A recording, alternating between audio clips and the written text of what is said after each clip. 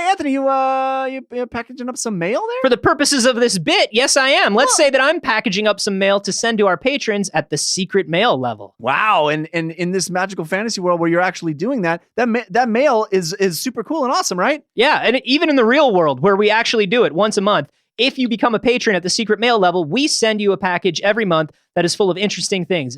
Previously, we've sent zines, we've sent pins, we've sent art prints. And we have something really amazing coming up this next month. That's patreon.com/wehaveconcerns.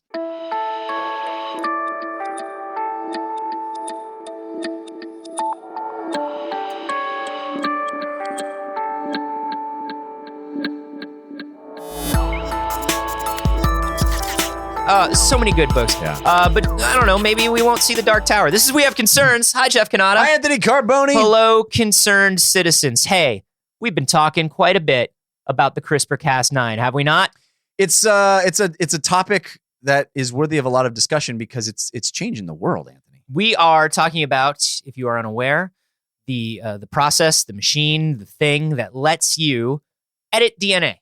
Yeah, just edit it all up. Change it how you want. Zip. And it's actually pretty inexpensive on a scale of genetic engineering, you know? Well, that's what's crazy is like, it turns out the cheapest thing, one of the cheapest medical things we can do is edit DNA. Yeah.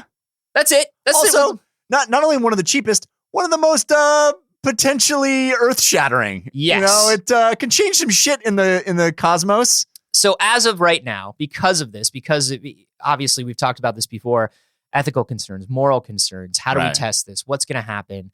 Does this lead to designer babies? You know, all this stuff that everybody's terrified of because this is potentially a world-changing thing. I mean, we're talking about bringing back the mammoth. It's going to happen. Yeah, we are bringing back everything. We're gonna bring it all back. We're going to edit elephant DNA and create mammoths and create Arctic animals and put them back into the Arctic to help save the permafrost. Like, this is a plan. Right. That's not science fiction. It is on the table because of CRISPR-Cas9. Right.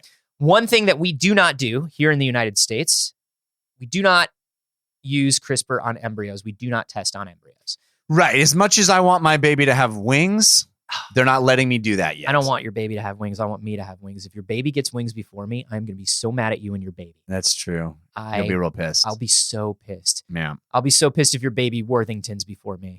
But they're not No baby Worthington's before me. I will Worthington before every baby. You want to be Warren Worthington the first, and I want him to be Warren Worthington the third. Ooh. Hey-yo. But they're not letting anybody have wings. They're not letting anybody get edited right now. Right now, there are only 3 recorded cases of embryo editing, and they all happened in China. Until now. Because China don't give a fuck. China don't care. Yeah. China's like, we're moving this thing forward. Do it. But we've done it now. Wait, we have? We have America? Officially tested in America. Guess where? USA.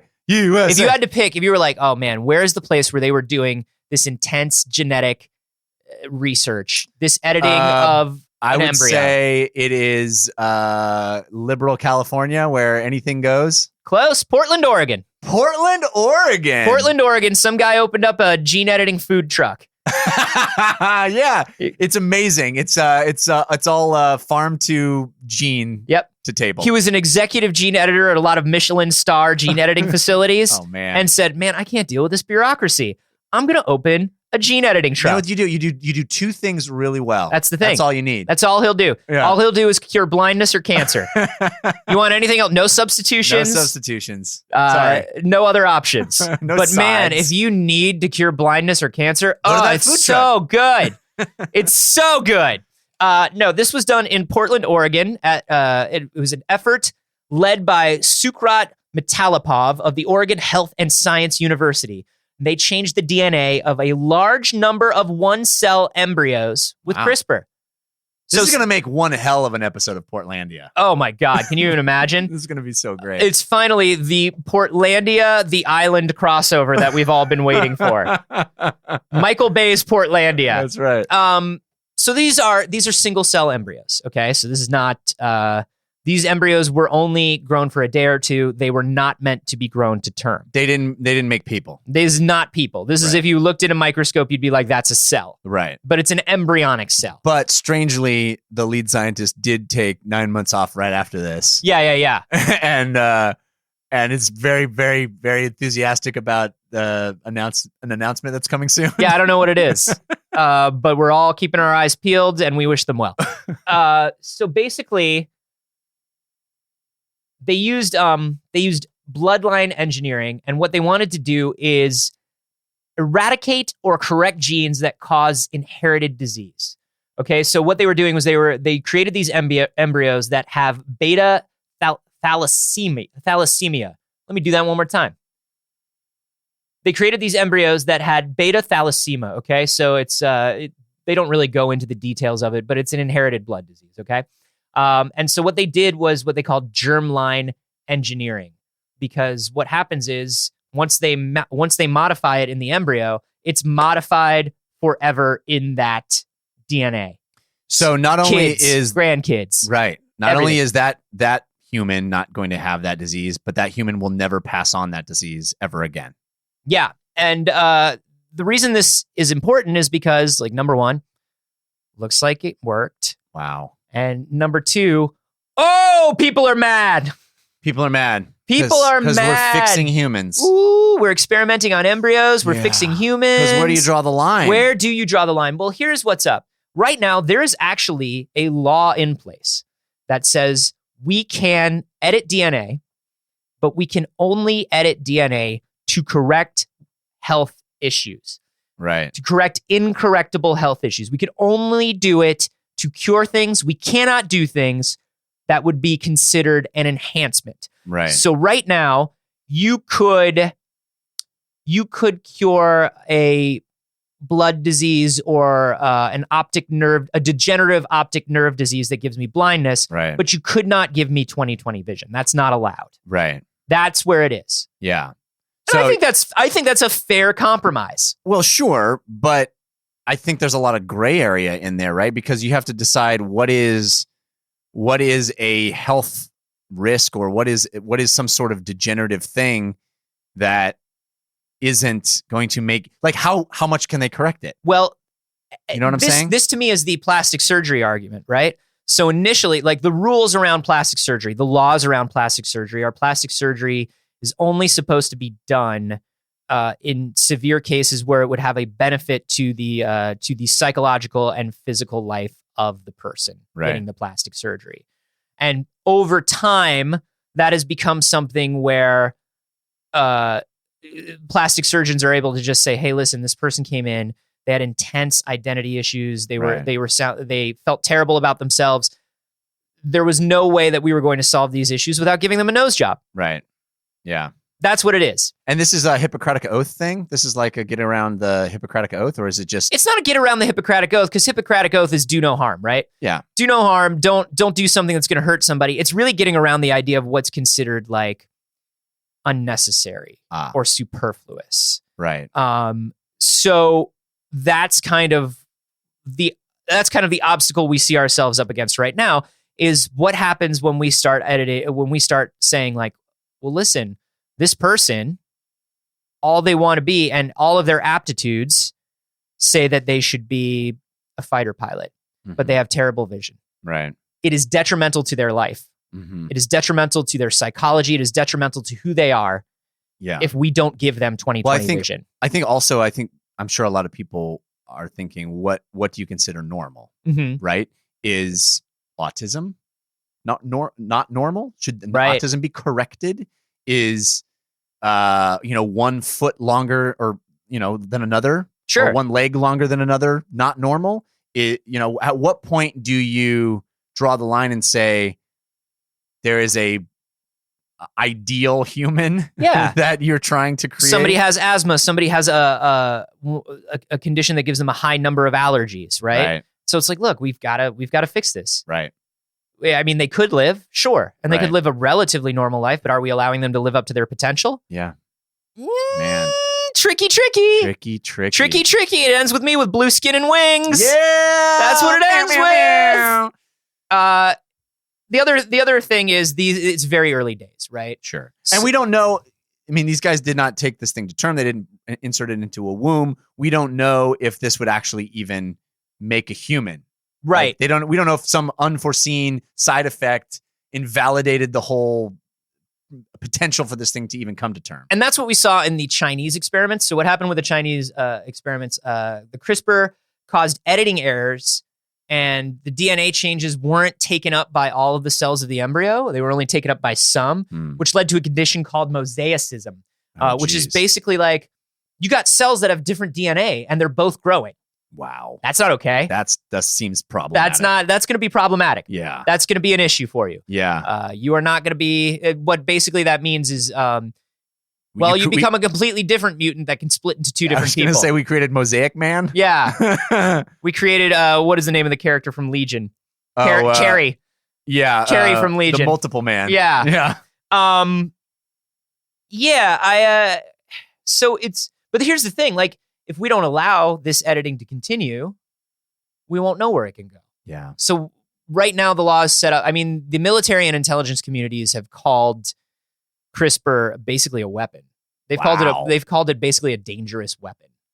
Well, only if we create super soldiers. Which, come on. I mean, we're not going to do that. Listen. Why would we? It doesn't matter what anybody is in that room saying they're going to do. Right. It doesn't matter what any doctor, what any scientist, what any geneticist is in there saying it's going to do. It's like, oh yeah, this is very good because we're going to be able to eliminate cancer. We'll be able to eliminate so many genetic things. And then of course there's the heat vision.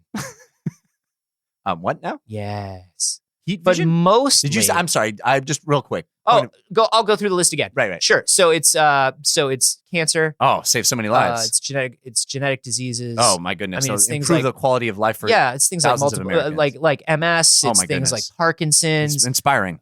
Super strength. What?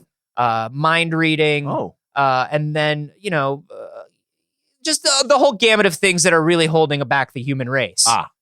No, I noticed on your slide presentation, that last slide just says weapon. Yeah. Weapon. And then there's a whole bunch of I don't know, costume suggestions. Yeah. Well, I myself am not like a concept artist. Sure. That's not what I do. Very primitive. Sure. But I think I get the idea across. And I mean, I'm looking at everything from sort of like from like a Jim Lee, Chris Claremont sort of thing, all the way through a Liefeld, lots of pouches. Wow, yeah. But then, kind of lots of pouches. I mean, listen, I'm going to be a weapon, but I'm also a scientist. I need to carry around a lot of equipment. Okay. The pouches are practical. They are. That's what I'm saying. The pouches are practical. It's a weight issue maybe, but I'm not going to judge. That won't be a problem. Oh, super strength. Yes. Wow. Now you're on board. My God, look at the calves on those things. Huge calves. Huge calves. Hidden feet and fingers at all times. That's my 90s inspired costume. That's incredible. Very Liefeld. I noticed that you came around real quick, and I'm happy about it. Yeah. And I just need your How much money signature. Do you need? All of it. I will give it all to you. How do you feel about this, Anthony? Are you?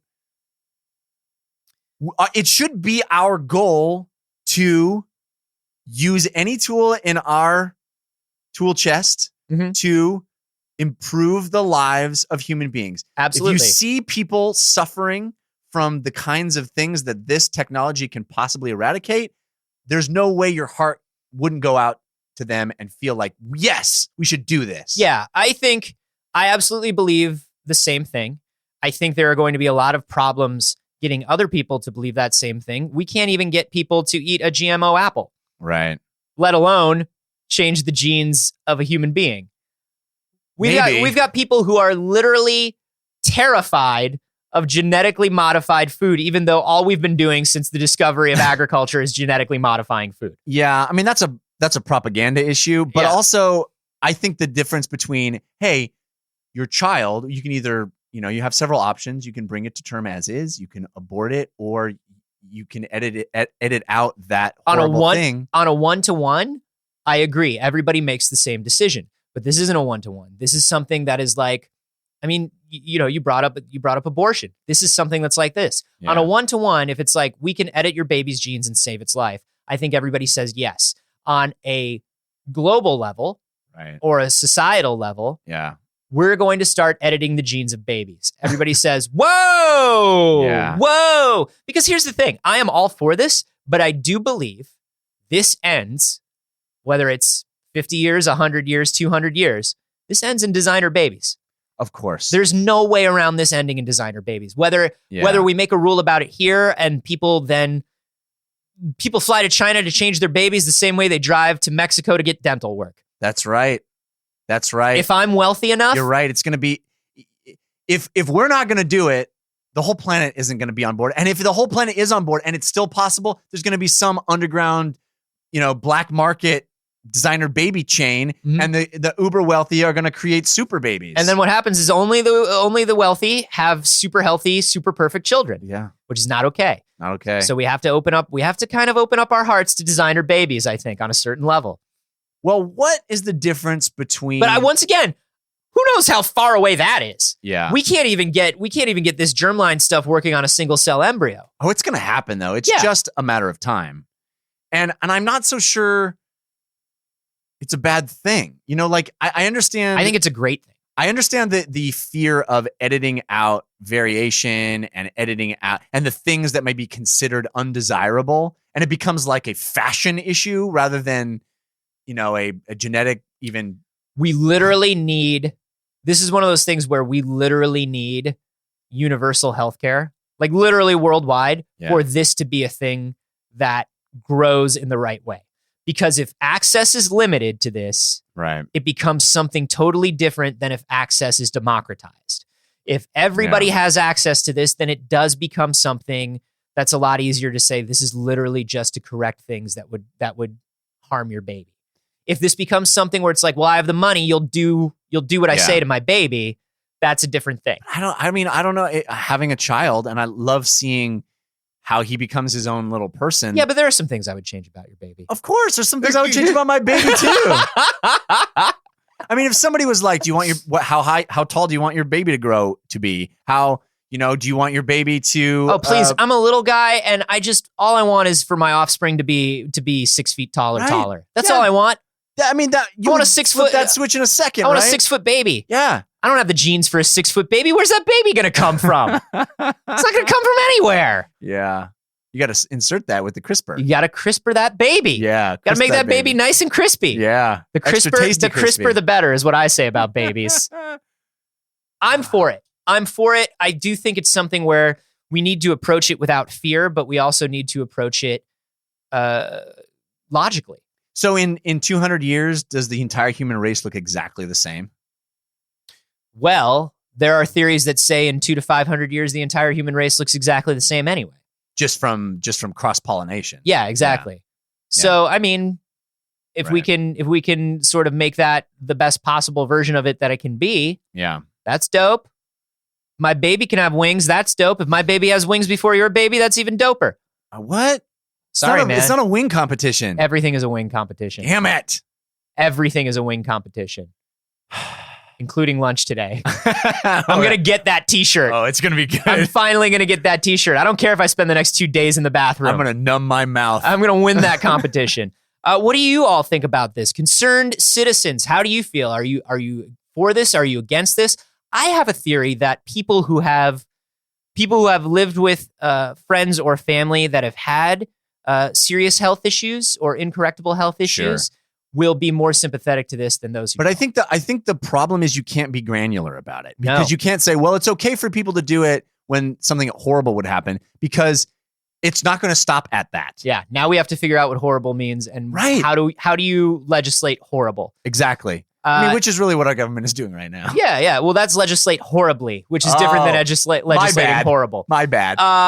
Let us know what you think on Twitter. I'm at acarboni. I'm at Jeff Cannata. And you can hashtag those wing baby. Yeah. And hey, if you have not taken the time to do so, we sure would enjoy it if you went to iTunes and left a 5-star rating for this show.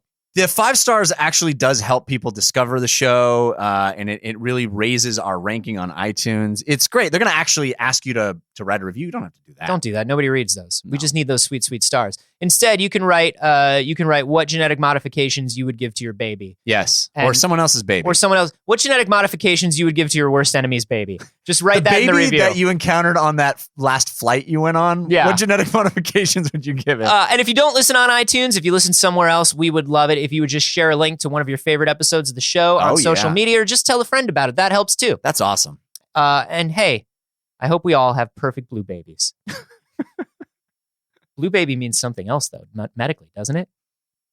I've never heard that. Blue baby? I think it's a blue thing. Baby? I think it's a terrible thing. I think I just wished not breathing? Yeah, I think I just wished a terrible thing on all of us, and I take it back. I thought it was like an Avatar thing. I am taking it all back. Okay.